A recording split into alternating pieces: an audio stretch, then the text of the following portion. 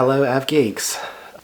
Well, it's the end of 2021 and I figure this is probably going to be the last video for the year to go online.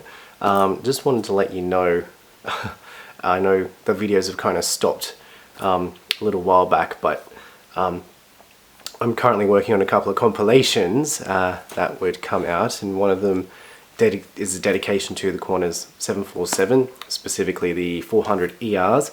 And because I have a really terrible, non-existent file system, it's just taking me a long time to compile all the clips together for that.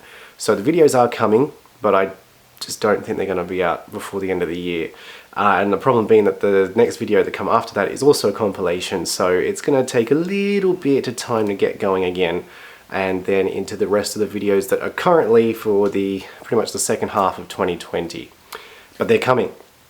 Anyway, I hope you've had a good Christmas. I hope the new year and the holiday season for you is treating you all well.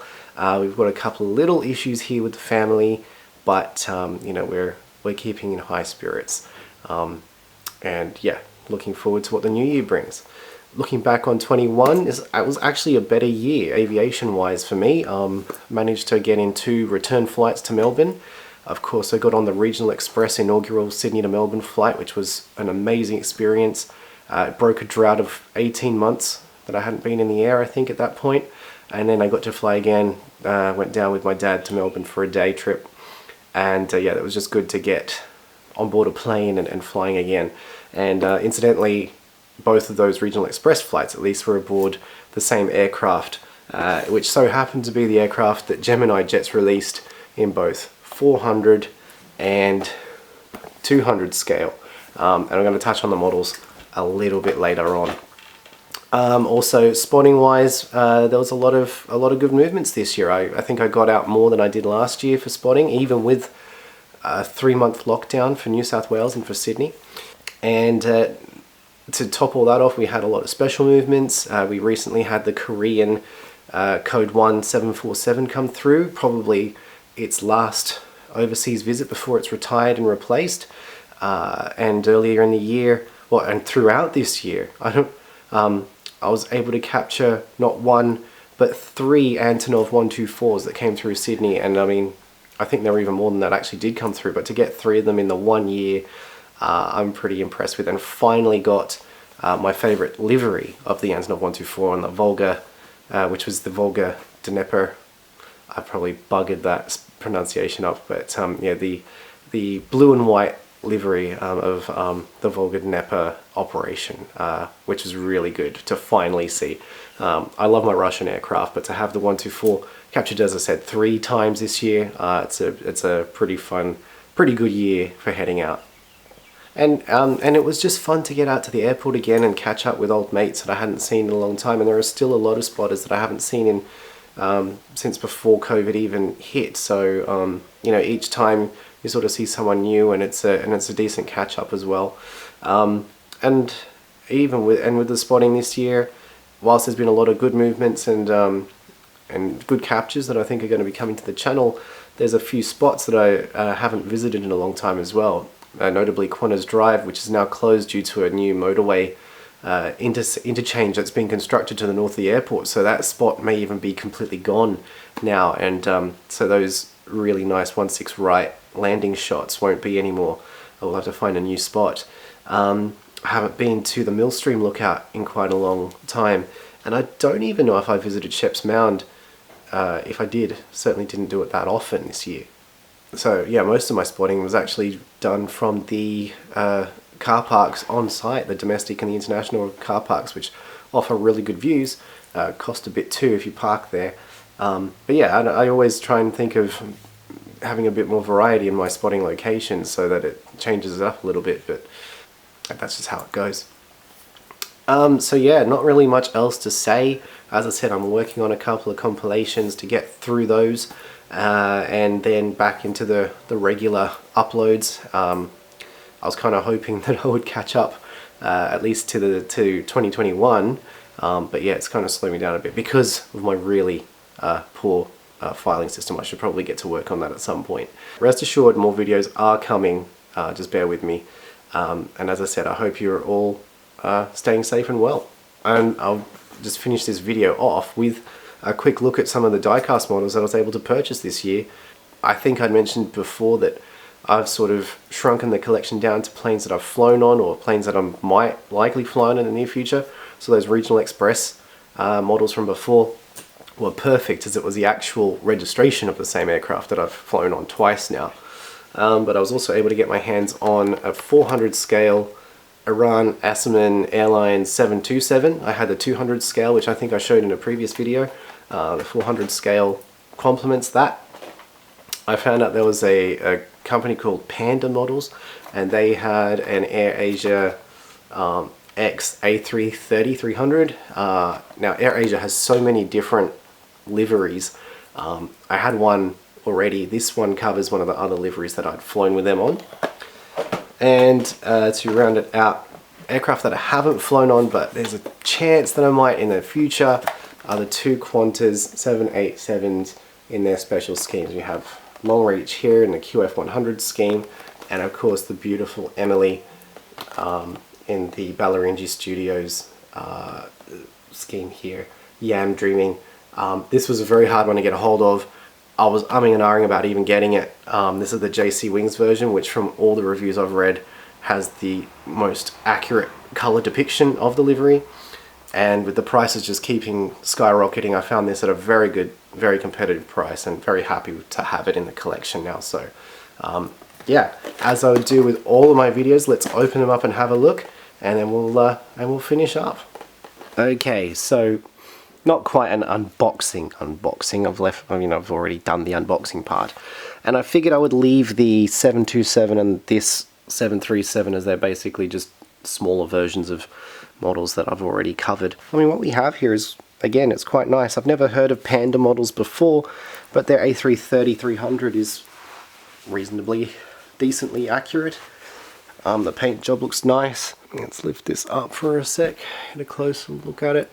So as I mentioned, AirAsia X have a lot of different variations of their standard scheme, and I did fly on one that had this big billboard type airasia.com text on the side. I also flew on one which had it on one side, and then on the other side it had "now everyone can fly extra long." So I think I already have that variation as well. Some of the other AirAsia X aircraft have it in this more italicized font, AirAsia X, and then there are all the special schemes as well. So it was just nice to be able to add this one to the collection. This one is X-Ray Bravo Bravo, and I actually flew aboard Bravo Charlie, so it's fairly close to one that I'm pretty familiar with. Flew from between Sydney and Kuala Lumpur. Now we have the two Qantas Dreamliners. Obviously here we have the ZN Juliet, this is Juliet, so this was Long Reach, and this one has the special scheme to celebrate Qantas' 100th birthday, which happened in 2020. And it has here all of the different Qantas logos through the years, right up to the 2016 livery, and the Qantas time capsule towards 2120 titles on the side.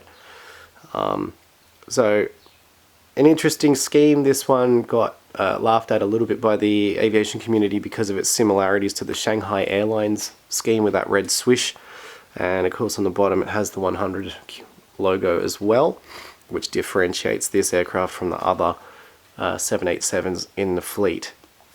Yeah, so as I said, I haven't flown on that one yet, but it's nice to have it in the collection.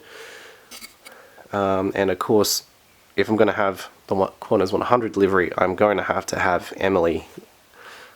So this is a JC Wings model with the Yam Dreaming scheme applied to it, and you know, it's beautifully done. As I said, through the research, JC Wings seems to have got the brightness levels, the orange, the different shades of the scheme, the most accurate of the different manufacturers. I think Phoenix and I can't remember, I think there were 3 brands that tried to take this on in the 400 scale. And you know, this is the other thing to remember about this livery, is that it's not symmetrical. So you know, you have this bit here that comes right up on the starboard side of the nose, You know, so this would have been a very difficult livery to recreate in real life and in scale model. But it's such a good looking jet. It's my favorite of the 787s in the fleet. That's for sure. It's always worth, if Emily's around, it's worth sticking around to see what flight she's going to be on when you're spotting, because you want to get a picture or a video of her. Okay, and lastly we have the 200 scale Rex 737. So this, in real life, is an ex-Virgin Australia plane, so it's quite ironic that it's now flying for a competitor airline. This is Romeo Quebec Charlie, and you can see here they have Our Heart Is in the Country and the Rex logo on the back. And some of the aircraft in the fleet have Our Heart Is in the Country in orange. Most of them seem to have it in the blue, which matches the engines and the other bits. On the bottom is the Rex logo, of course. Everyone's getting into the underbelly riding. I haven't put the landing gear on yet. I didn't realize that you have the option to have it retracted or extended, of course, but I haven't put them on yet. But yeah, I mean, you know, it's just extra special that this is the aircraft that did the inaugural Melbourne to Sydney and Sydney to Melbourne flights. And I flew it again when I flew down to Melbourne with my dad in May. So I've flown this aircraft twice, and I have a model of it in both 400 and 200 scale. Is extra nice. In-flight 200 did also do a 200 scale model, and that one is VH Rex, which is another aircraft in the fleet. But as soon as Gemini said they were doing Quebec Charlie, I was like, yes, I have to have that one. So very good. Always nice to have a plane that you've flown on, as I've said. So that's it. Let's just adjust this focus. So that's it. I mean, it's, like I said, it's been quite an interesting year for aviation. I've loved the spotting.